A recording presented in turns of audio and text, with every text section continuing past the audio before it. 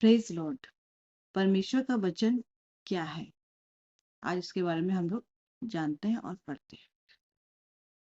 वह बीज जो नए जन्म के अनुभव में नई सृष्टि को जन्म देता है, वह परमेश्वर का वचन है। हमारा नया जीवन जीवित वचन से आता है, जिसे हम पवित्र आत्मा की शक्ति के माध्यम से सुनते और प्राप्त करते हैं। परमेश्वर का वचन हमारे जीवन में क्या करता है? यूहन्ना 1:1 में लिखा है, आदि में वचन था और वचन परमेश्वर के साथ था और वचन परमेश्वर था। परमेश्वर का वचन 10 शक्तिशाली कार्य करता है। पहला, हम वचन की शक्ति के माध्यम से दोबारा जन्म लेते हैं। वह बीज जो पुनर्जन्म के अनुभव में नई सृष्टि को जन्म देता है, वह परमेश्वर का वचन है। वह परमेश्वर का वचन है। हमारा नया जीवन जीवित वचन से आता है। हमें नया जीवन कैसे मिलता है? जीवित वचन। जब जीवित वचन हमारी जिंदगी में आता है तो हमें नया जीवन मिलता है, जिसे हम पवित्र आत्मा की शक्ति के माध्यम से विश्वास से सुनते और प्राप्त करते हैं। ये लिखा है पत्रस 1:23 में।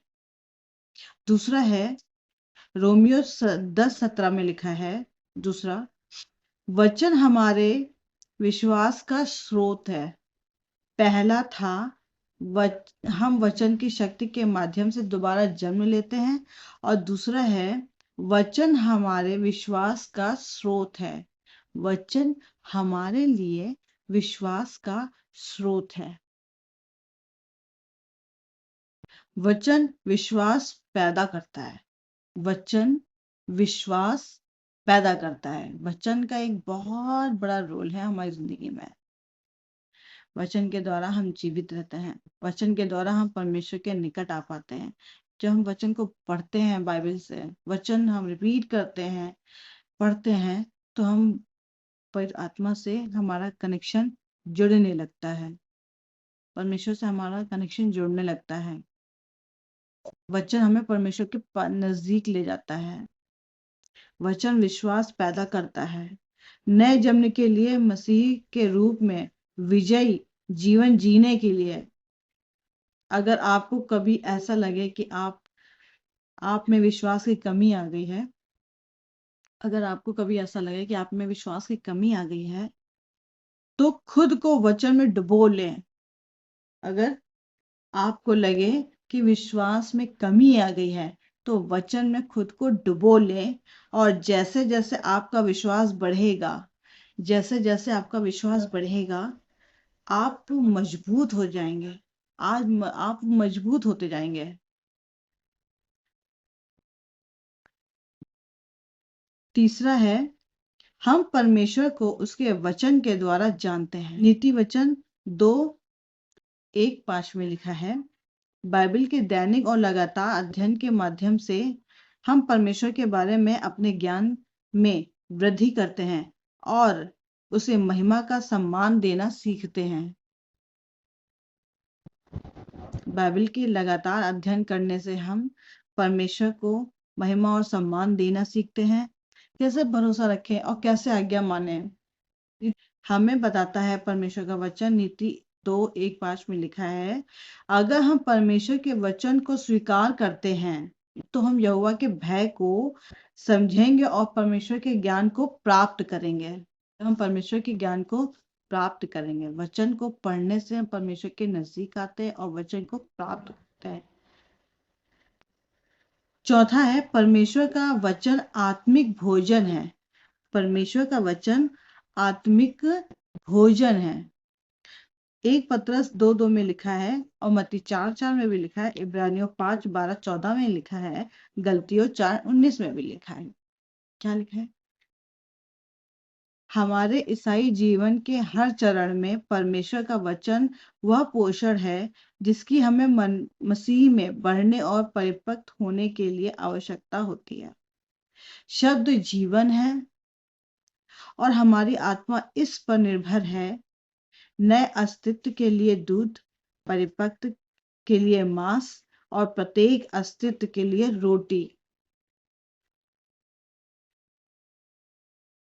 यदि हम वचन का अध्ययन और मनन नहीं करते, कैसे आत्मिक कुपोषण मतलब कि हम बीमार हो जाएंगे, परेशान रहेंगे, दुख में डूबे रहेंगे, तकलीफ में डूबे रहेंगे, परेशानियां आती रहेंगी, दुख आते रहेंगे अगर हम आत्मिक जीवन में नहीं रहेंगे, अध्ययन नहीं करेंगे, वचन का अध्ययन नहीं करेंगे, वचन का अध्ययन नहीं करेंगे, आत्मिक जीवन में नहीं डूबे रहेंगे, वचन में नहीं डूबे रहेंगे, तो पोषण का शिकार हो जाएंगे, मसीह हमसे दूर होता जाएगा।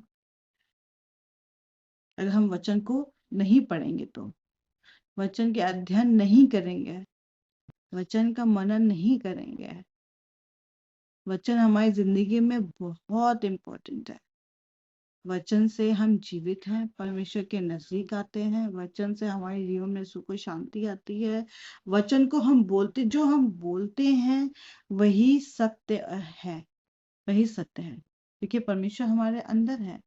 हम जो बोलते हैं वो सोच समझ के सही सही बोलना चाहिए, कभी किसी के बारे में गलत नहीं बोलना चाहिए, क्या पता वो कभी सही हो जाए, क्योंकि परमेश्वर हमारे अंदर है। तो जो हम बोलते हैं तो वो पॉजिटिव बोलना चाहिए, ताकि हम कुपोषण का शिकार ना हो, बीमारी, तकलीफ, दर्द, ये सब कब आती हैं? ये सब जब भी आती हैं जब हम परमेश्वर से दूर होने लगते हैं। हमें पता नहीं चलता कि हम परमेश्वर से दूर कब हुए हैं, नहीं पता चल पाता है कि हम परमेश्वर से कब दूर होते जा रहे हैं, अलग होते जा रहे हैं। हम वचन से दूर होते चले जाते हैं, हमारा दिमाग डाइवर्ट होने लगता है, बाइबल पढ़ने में मन नहीं लगता, तो वचन से दूर हो जाते हैं। जब हम बाइबल नहीं पढ़ेंगे तो हमें वचन कैसे याद होंगे, कैसे हम वचन को जान पाएंगे? बाइबल पढ़ेंगे तभी तो हमें वचन का अनुभव होगा। हम वचन बार बार बोलते हैं, बार बार बोलते हैं वचनों को, तो वचन हकीकत का रूप ले लेते हैं और हमारी जिंदगी को सुखमय, शांति और प्रेम से भर देते हैं, बुद्धि से भर देते हैं। पांचवा है, परमेश्वर का वचन हमारे मार्गदर्शक है। परमेश्वर का वचन हमारा मार्गदर्शक है। कैसे? आज्ञा और दिशा देने के लिए अपने वचन के माध्यम से हमसे बात करता है। जब हम वचन पढ़ते हैं ना तो परमेश्वर हमसे बात करता है। वचन के थ्रू हम परमेश्वर के नजदीक जा सकते हैं। आप प्लीज समझने की कोशिश करिए कि वचन जब होगा, जब मैं वचन को हम लोग पढ़ेंगे तभी तो हम परमेश्वर के नजदीक जा पाएंगे, परमेश्वर की हुजूरी में आ पाएंगे। छठा है, परमेश्वर का वचन स्वस्थ है। परमेश्वर का वचन जीवन और स्वस्थ है। जब हम बीमार होते हैं तो हमारे भीतर शरीर को ठीक करने की शक्ति वचन। जब हम बीमार पड़ते हैं तो हमारे अंदर ठीक करने की शक्ति कैसे पैदा होती है? वचन के थ्रू पैदा होती है ना? परमेश्वर तू भला और सर्वशक्तिमान है, तू हमारे साथ है। जब हम वचन बोलते रहते हैं तभी तो हम हील होते हैं, तभी हमारे अंदर वो सामर्थ्य उत्पन्न होती है, ताकि हमें वो शक्ति पैदा हो, ताकत पैदा होती है, बुद्धि पैदा होती है, सोचने की क्षमता आ जाती है कि हम ठीक हो रहे हैं। और हमेशा पॉजिटिव बोलना चाहिए कि हम ठीक हो रहे हैं। परमेश्वर ने हमें चंगाई दे दी है, कभी नेगेटिव रिसीव नहीं करना चाहिए, कभी गलत बात को रिसीव नहीं करना चाहिए, हमेशा सही बात को रिसीव करना चाहिए। है सातवां है, वचन पाप से विजय दिलाता है। भजन 119:11 में लिखा है, परमेश्वर के वचन का अध्ययन और मनन करने में समय बिताने से हमारी आत्मा मजबूत होती है।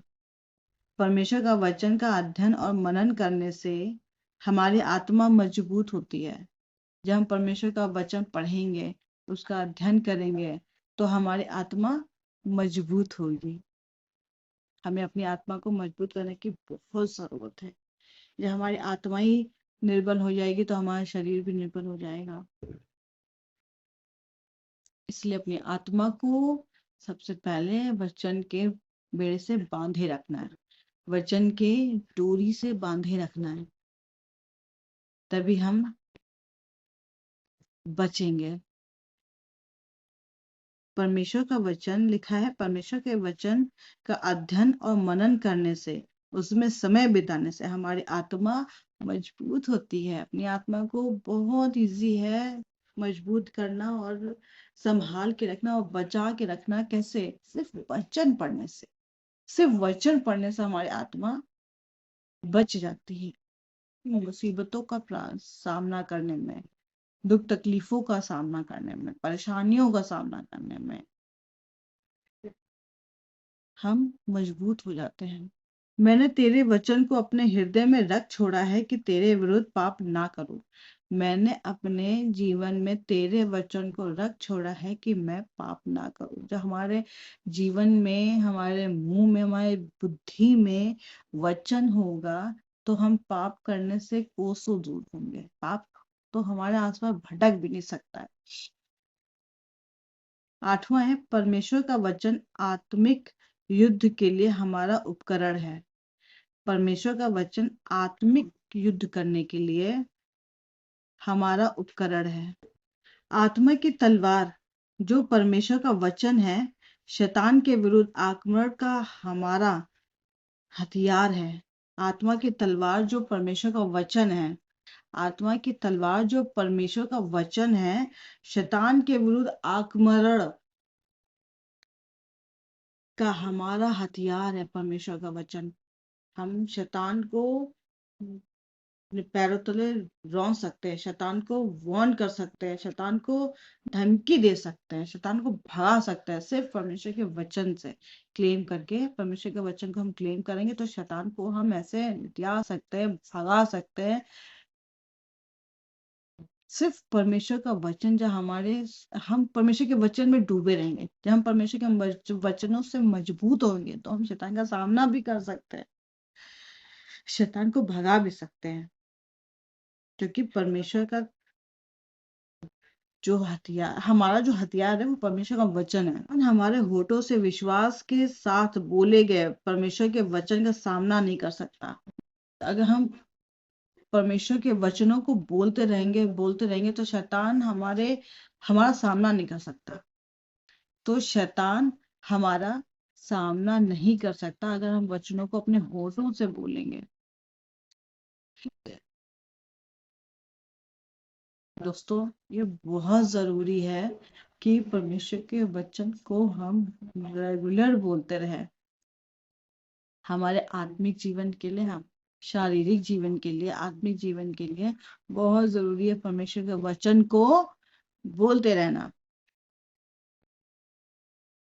इफिसियंस 6:17 में लिखा है, शब्द सत्य का स्रोत है जो हमें स्वतंत्र करता है। यूहन्ना 17:17 में लिखा है और यूहन्ना 8:31 और 22 में लिखा है। परमेश्वर का वचन सत्य का अति परिवर्तनीय स्रोत है। जैसे ही हम परमेश्वर के वचनों को स्वीकार करते हैं, यह हमें शुद्ध करता है। जैसे ही हम परमेश्वर को विश्वास से स्वीकार करते हैं तो वो हमें मजबूत करता है, वो हमें मजबूत करता है, हमें शुद्ध करता है, हमें पाप के बंधन से मुक्त करता है। क्या? परमेश्वर का वचन। और हमें पवित्र बनाता है।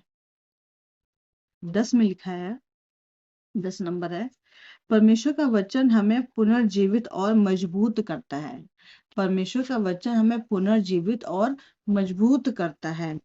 जब हम भावनात्मक रूप से थके हुए होते हैं, जब हम भावनात्मक रूप से हम थके हुए होते हैं, चिंतित या उदास महसूस करते हैं, चिंतित या बहुत टेंशन में होते हैं या उदास महसूस करते हैं अपने आप को, तो हम हमेशा पुनर्जीवन, शक्ति और शांति पाने के लिए वचन पे भरोसा कर सकते हैं।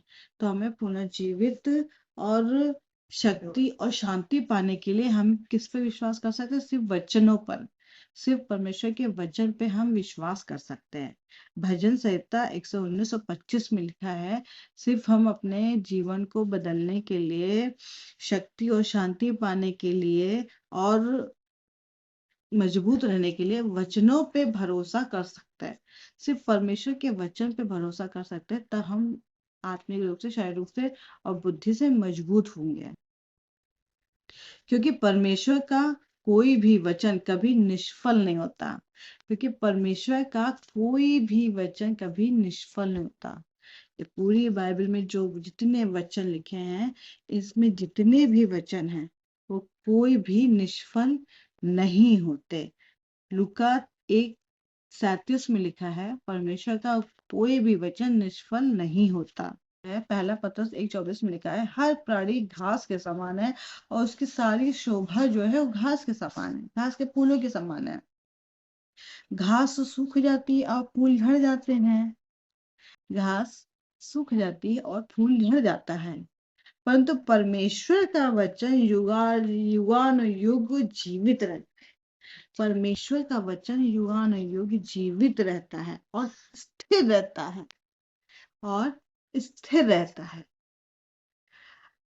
यूहन्ना 1:1 में लिखा है, आदि में वचन था और वचन परमेश्वर के साथ था और वचन ही परमेश्वर था।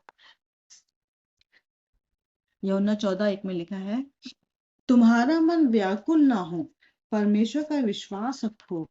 तुम्हारा मन व्याकुल ना हो और परमेश्वर पर विश्वास रखो और मुझ पर भी विश्वास रखो।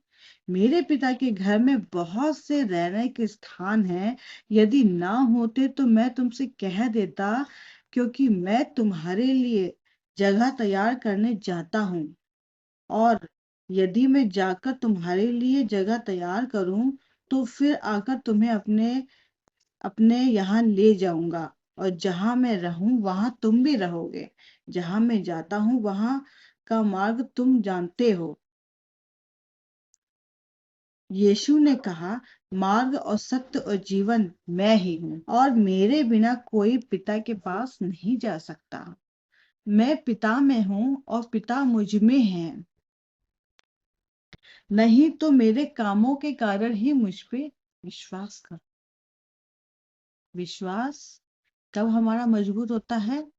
जब हम वचनों पे मनन करते हैं, वचनों में डूबे रहते हैं और वचनों को अपने जीवन का हिस्सा बना लेते हैं, तो हम दुख, तकलीफ, परेशानी, मुसीबत, अंधकार से दूर हो जाते हैं। परमेश्वर के वचन पे आशीष हो। दोस्तों, अगर आपको ये परमेश्वर के वचन अच्छे लगे तो प्लीज लाइक, शेयर और subscribe. Thank you. Praise the Lord.